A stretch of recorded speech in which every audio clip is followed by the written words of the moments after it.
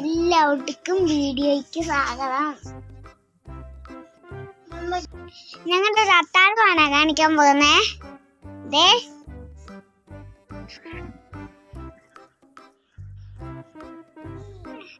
എന്നതൊക്കെയുള്ളേ?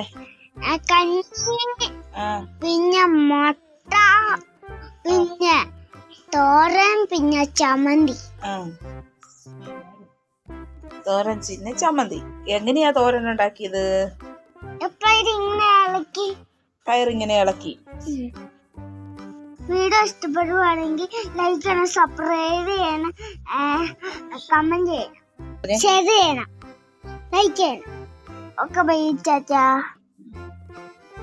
അടുത്ത വീഡിയോ കാണാൻ മറക്കല്ലേ. Thank you for watching.